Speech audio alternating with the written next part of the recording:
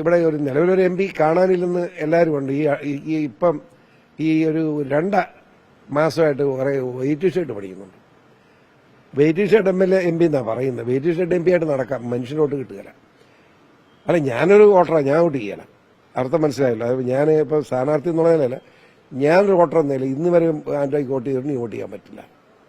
കാരണം അയാളൊരു MP എന്നതിൽ ജോലി ചെയ്തിട്ടില്ല, ഈ നാടുമായിട്ട് കാണുന്നില്ല. അയാള് അമേരിക്കയിലും ഇംഗ്ലണ്ടിലും ഒക്കെ ടൂർ കിടക്കുക. അങ്ങനെ ടൂർ എടുക്കാനാണോ ഒരുത്തന്നെ MP ആക്കി വിടുന്നത്? വലിയ ഗതികേടാണ്. മറ്റേ സ്വഭാവത്തെ പറ്റിയൊന്നും ഞാൻ പറയുന്നത്, ചേട്ടന്റെ അനിയന്റെയും സംസ്കാരവും സാമ്പത്തിക അഴിമതിയും, പിന്നെ 2 ബാങ്ക് തകർത്തവരാ. പൂഞ്ഞാർ സർവീസ് സഹകരണ ബാങ്കും 3 സർവീസ് ബാങ്ക് രണ്ടും തകർത്ത് ഇപ്പോൾ അഡ്മിനിസ്ട്രേറ്റീവ് ഭരണത്തിലാണ്. ആയിരക്കണക്കിന് ഞങ്ങൾക്ക് കാശ് കൊടുക്കാണ്ടറിയാമോ? അതിന്റെ എല്ലാം കണക്ക് പറഞ്ഞാൽ കൂടിപ്പോവും. ഞാനൊരു സ്ഥാനാർത്ഥി എന്ന നിലയിൽ അയാൾ സ്ഥാനാർത്ഥിയെന്ന് ഉറപ്പായ സാഹചര്യത്തിൽ അങ്ങനെ കുറ്റപ്പെടുത്തുന്നില്ല.